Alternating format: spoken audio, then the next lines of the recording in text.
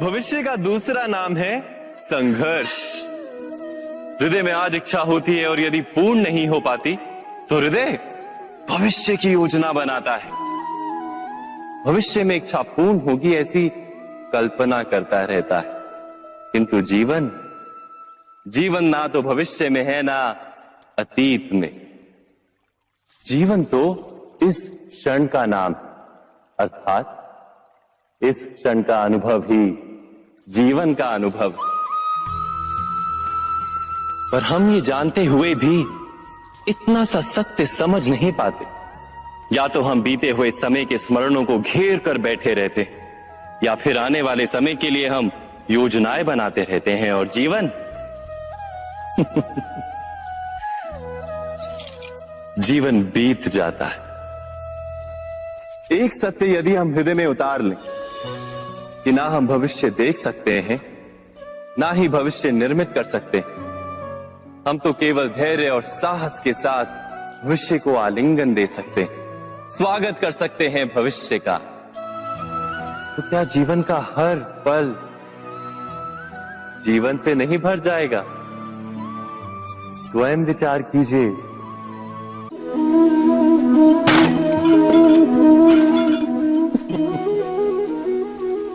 कभी कभी कोई घटना मनुष्य के जीवन की सारी योजनाओं को तोड़ देती और मनुष्य उस आघात को अपने जीवन का केंद्र मान लेता। पर क्या भविष्य मनुष्य की योजनाओं के आधार पर निर्मित होते हैं? नहीं। जिस प्रकार किसी ऊंचे पर्वत पर सर्वप्रथम चढ़ने वाला उस पर्वत की तलाई में बैठकर जो योजना बनाता है, क्या वही योजना उसे उस पर्वत की चोटी तक पहुंचाती है? नहीं। वास्तव में वो जैसे जैसे ऊपर चढ़ता है वैसे वैसे उसे नई नई चुनौतियां, नई नई विडंबनाएं, नए नए अवरोध मिलते हैं। प्रत्येक पद पर वो अपने अगले पद का निर्णय करता है। प्रत्येक पद पर उसे अपनी योजनाओं को बदलना पड़ता है। कहीं पुरानी योजना उसे खाई में ना ढकेल दे। वो पर्वत को अपने योग्य नहीं बना पाता, केवल स्वयं को पर्वत के योग्य बना सकता है। क्या जीवन के साथ भी ऐसा ही नहीं? जब मनुष्य जीवन में किसी एक चुनौती को, एक अवरोध को अपने जीवन का केंद्र मान लेता है, अपने जीवन की गति को ही रोक देता है, तो वो अपने जीवन में सफल नहीं बन पाता और ना ही सुख और शांति प्राप्त कर पाता।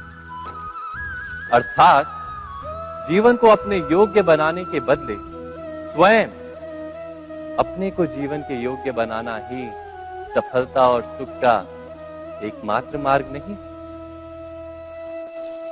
स्वयं विचार कीजिए।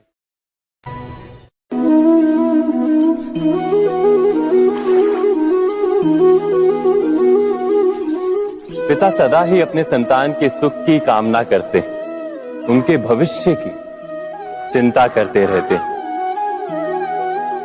इसी कारणवश सदा ही अपने संतानों के भविष्य का मार्ग स्वयं निश्चित करने का प्रयत्न करते रहते हैं। जिस मार्ग पर पिता स्वयं चला है, जिस मार्ग के कंकर पत्थर को स्वयं देखा है, मार्ग की छाया, मार्ग की धूप को स्वयं जाना है, उसी मार्ग पर उसका पुत्र भी चले, यही इच्छा रहती है हर पिता की। निसंदेह उत्तम भावना है ये, किंतु 3 प्रश्नों के ऊपर विचार करना हम भूल ही जाते हैं। कौन से प्रश्न? प्रथम प्रश्न, क्या समय के साथ प्रत्येक मार्ग बदल नहीं जाते? क्या समय सदा ही नई चुनौतियों को लेकर नहीं आता? तो फिर बीते हुए समय के अनुभव नई पीढ़ी को किस प्रकार लाभ दे सकते हैं? दूसरा प्रश्न, क्या प्रत्येक संतान अपने माता पिता की छवि होता है? हाँ, संतानों को संस्कार तो अवश्य माता पिता देते हैं, किंतु भीतर की क्षमता तो ईश्वर देते हैं। तो जिस मार्ग पर पिता को सफलता मिली है, विश्वास है कि उसी मार्ग पर उसकी संतानों को भी सफलता और सुख प्राप्त होगा। तीसरा प्रश्न, क्या जीवन के संघर्ष और चुनौतियां लाभकारी नहीं होती? क्या प्रत्येक नया प्रश्न एक नए उत्तर का द्वार नहीं खोलता? तो फिर संतानों को नए नए प्रश्नों, संघर्षों और चुनौतियों से दूर रखना, ये उनके लिए लाभ करना कहलाएगा या हानि पहुंचाना?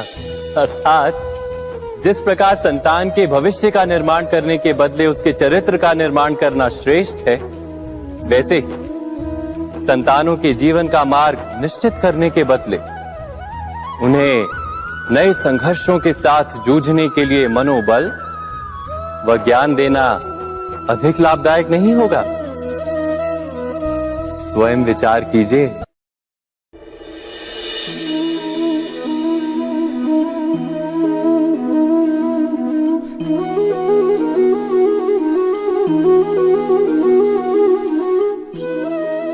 जीवन का हर क्षण निर्णय का क्षण होता है। प्रत्येक पद पर दूसरे पद के विषय में कोई निर्णय करना ही पड़ता है और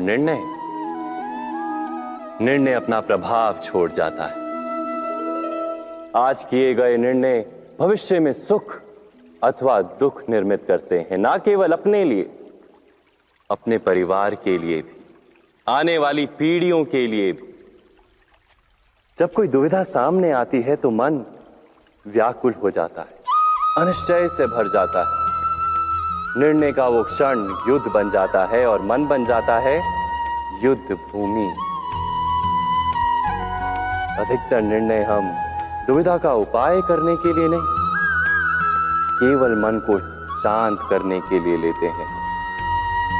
पर क्या कोई दौड़ते हुए भोजन कर सकता है? नहीं। तो क्या युद्ध से जूझता हुआ मन कोई योग्य निर्णय ले पाएगा? वास्तव में शांत मन से जब कोई निर्णय करता है तो अपने लिए सुखद भविष्य बनाता है। किंतु अपने मन को शांत करने के लिए जब कोई निर्णय करता है तो वो व्यक्ति भविष्य में अपने लिए कांटों भरा वृक्ष लगाता है। स्वयं विचार कीजिएगा।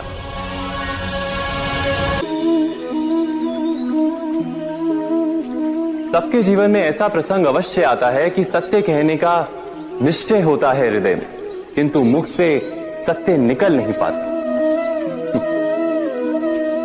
कोई भय मन को घेर लेता है। किसी घटना अथवा प्रसंग के बारे में बात करना या फिर स्वयं से कोई भूल हो जाए उसके बारे में कुछ बोलना, क्या ये सत्य है? नहीं, ये तो केवल तथ्य है। अर्थात जैसा हुआ था वैसा केवल बोल देना सामान्य सी बात है। किंतु कभी कभी उस तथ्य को बोलते हुए भी भय लगता है। कदाचित किसी दूसरे की भावनाओं का विचार आता है मन, दूसरे को दुख होगा ये भय भी शब्दों को रोकता है। तो ये सत्य क्या है? क्या हमने कभी विचार किया है? जब भय रहते हुए भी कोई तथ्य बोलता है तो वो सत्य कहलाता है। वास्तव में सत्य कुछ और नहीं, केवल निर्भयता का दूसरा नाम है। और निर्भय होने का कोई समय नहीं होता, क्योंकि निर्भयता आत्मा का स्वभाव है। अर्थात क्या प्रत्येक क्षण सत्य बोलने का क्षण नहीं होता?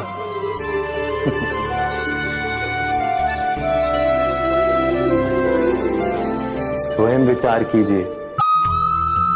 जीवन में आने वाले संघर्षों के लिए जब मनुष्य स्वयं को योग्य नहीं मानता, जब उसे अपने ही बल पर विश्वास नहीं रहता, तब वो सद्गुणों को त्याग कर दुर्गुणों को अपनाता है।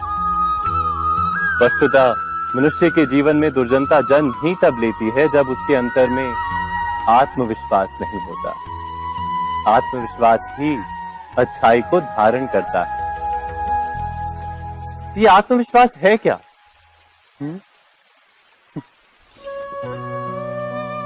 जब मनुष्य ये मानता है कि जीवन का संघर्ष उसे दुर्बल बनाता है, तो उसे अपने ऊपर विश्वास नहीं रहता। वो संघर्ष के पार जाने के बदले संघर्ष से छूटने के उपाय ढूंढने लगता है। किंतु जब वो ये समझता है कि ये संघर्ष उसे अधिक शक्तिशाली बनाते हैं, ठीक जैसे व्यायाम करने से देह की शक्ति बढ़ती, तो प्रत्येक संघर्ष के साथ उसका उत्साह बढ़ता है। अर्थात आत्मविश्वास और कुछ भी नहीं, मन की स्थिति जीवन को देखने का दृष्टिकोण मात्र है। और जीवन का दृष्टिकोण तो मनुष्य के अपने वश में होता है। स्वयं विचार कीजिए।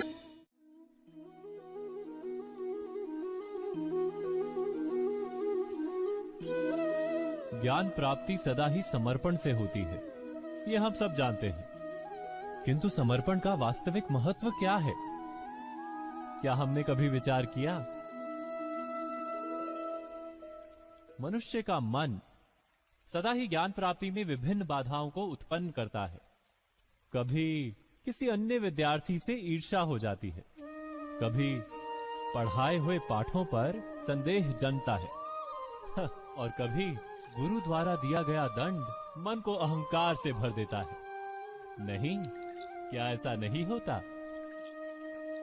न जाने कैसे कैसे विचार मन को भटकाते हैं, और मन की इसी अयोग्य स्थिति के कारण हम ज्ञान प्राप्त नहीं कर पाते। मन की योग्य स्थिति केवल समर्पण से निर्मित होती है। समर्पण मनुष्य के अहंकार का नाश करता है, ईर्ष्या, महत्वाकांक्षा आदि भावनाओं को दूर कर हृदय को शांत करता है और मन को एकाग्र करता है।